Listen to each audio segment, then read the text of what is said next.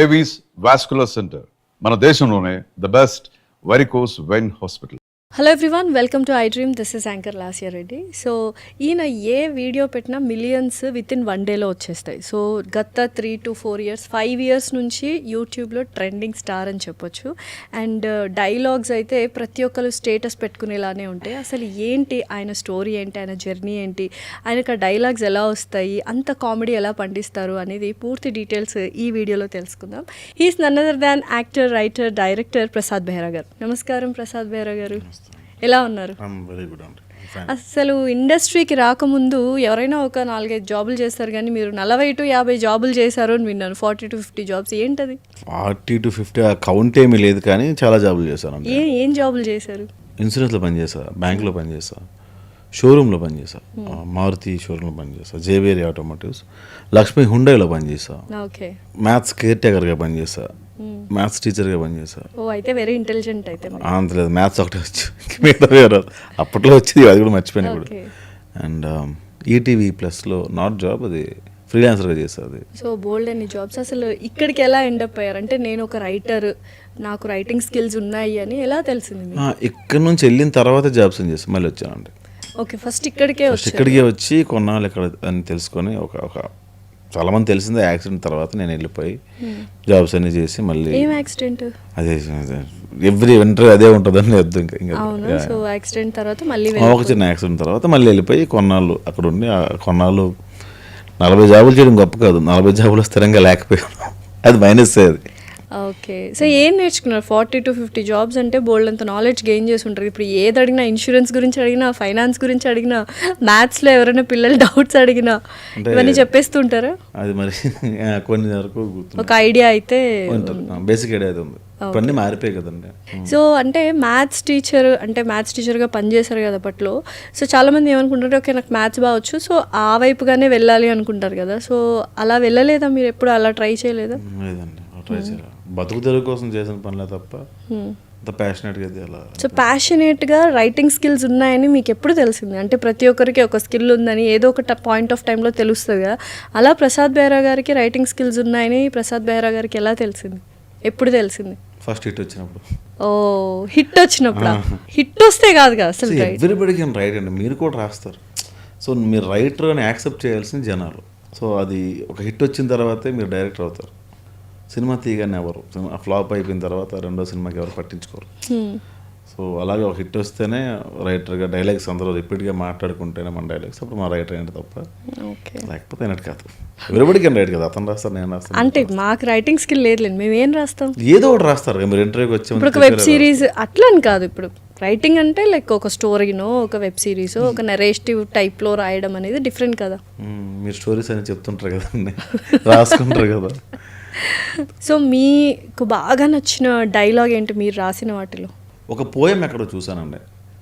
ఆ పోయంని షార్ట్ చేస్తే ఎలా ఉంటుంది అన్నప్పుడు, ఎద్దు నందైతే రైతు శివుడు అని. దాని తర్వాత అది ఎక్కడో వేరే వాళ్ళ దగ్గర కూడా చూసాను. నాకు చాలా ఇష్టం డైలాగ్ అది. అండ్ ప్యాషన్ అంటే తపన కాదు తపస్సు అని. ఓకే. సో బోల్డ్ అని డైలాగ్స్ రాసేసారు. ప్రతి ఒక్కరు స్టేటస్లో పెట్టుకుంటూ ఉంటారు. ఎక్కువగా యూత్కి బాగా కనెక్ట్ అవుతుంటుంది, ఎస్పెషలీ అబ్బాయిలకి బాగా కనెక్ట్ అవుతుంటుంది, రిలేషన్షిప్ కానీ ఇవి కానీ. ఎవరైనా సినిమాల్లో మీ డైలాగ్స్ తీసుకొని సినిమాల్లో పండించడం జరిగిందా? ఒక 2 సినిమాలు చేశారని వాళ్ళు అడిగారు కూడా. తప్పు. ఓకే, మిమ్మల్ని అడిగారా? అడిగి మరీ చేశారంట. ఓ నైస్ నైస్. సో నెక్స్ట్ ఏంటి ప్లాన్స్? అంటే నేను ఇది ప్లాన్డ్గా చేసుకున్నాను, గో విత్ ఫ్లో అంతే. సో యూజువల్గా ఫస్ట్ యూట్యూబ్లో హిట్ వచ్చిన తర్వాత ఫేమ్ ఏదైనా మార్చిందా మనుషుల్ని కానీ, లేకపోతే ఫ్రెండ్షిప్స్ కానీ ఏమైనా మారాయా ఫేమ్ వచ్చాక? మారుతాయి. ఏం మారాయి? మనము మారుతాం, మన చుట్టూ ఉన్న పరిస్థితులు కూడా మారుతాయి. ఓకే, మీరు మంచిగా మారారా, ఆరోగెంట్గా మారారా? అంటే మార్పు మంచిదేనా? ఆరోగ్యంట్ అంటే పొగరుతో కూడిన ఆరోగ్యంట్ కాదండి. ఆ స్ట్రెస్ తీసుకోలేకపోయేవాళ్ళం. ఒకే రోజులో షూట్ చేయాలని స్ట్రెస్ అవుట్ ఉండేది.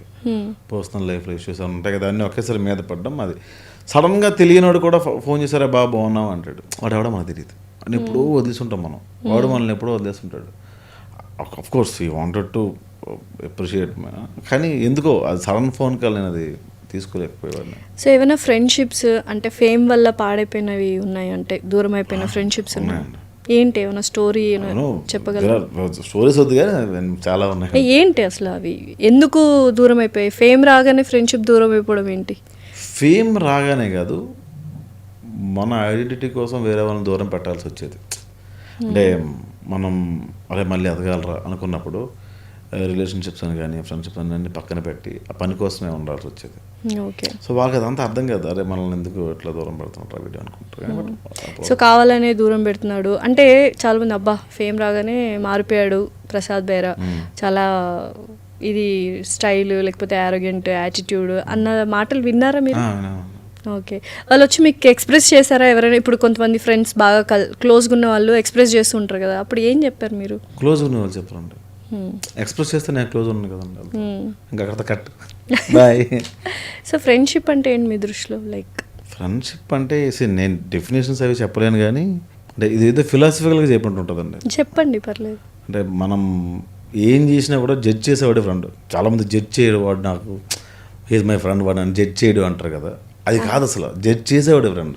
జడ్జ్ చేసి ఏం చేయాలి? అరే ఇది కరెక్ట్ కారా, తప్పు చేస్తున్నాను, అది ఓకే, కరెక్ట్ కాదు రాంగ్ కాదు ఓకే, కానీ జడ్జిమెంట్ అనేది డిఫరెంట్ డెఫినేషన్ కదా. జడ్జిమెంట్ అంటే ఏంటి? ఇప్పుడు ఏదైనా ఒక విషయం తను చేసినప్పుడు అంటే దాన్ని జడ్జ్ చేయడము లైక్ ఏంటి అంటే ఎలా చెప్తారు? ఇప్పుడు మీకు ఏదో ఒక పాయింట్ ఆఫ్ టైంలో ఒక థింగ్ అనేది ఇష్టం ఉంటుంది, నువ్వేంటి దాన్ని ఇష్టపడుతున్నావు, ఆ థింగ్ని ఇష్టపడుతున్నావు, ఆ మనిషిని ఇష్టపడుతున్నావు, అది అదే సంథింగ్ రాంగ్.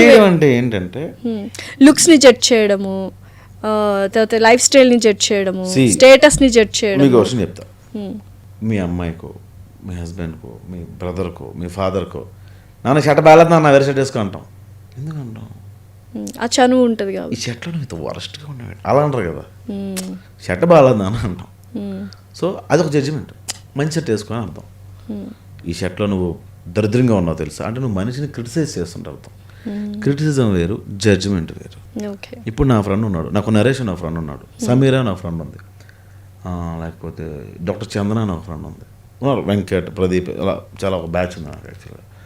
వీళ్ళందరిలో శాంతిప్రియ అని ఒక అమ్మాయి ఉంటుంది ఫ్రెండ్. వీళ్ళందరూ ఏంటంటే ఇందులో కొంతమంది శాంతి కానీ లేకపోతే నరేష్ కానీ వీళ్ళందరూ ఏమైనా చేస్తే బాగాలేదురా వరస్ట్గా ఉంది ఇది ఆపే ఎక్కడితో అంటారు, లేకపోతే ఈ పని నువ్వు చేసింది కరెక్ట్గా లేదు, ఇది ఎందుకు ఇలా చేస్తున్నావు, నువ్వు వద్దన్నప్పుడు దీన్ని ఎందుకు ట్రై చేస్తున్నావు అని వాళ్ళు చెప్తారు, గైడ్ చేస్తారు, జడ్జ్ చేస్తారు.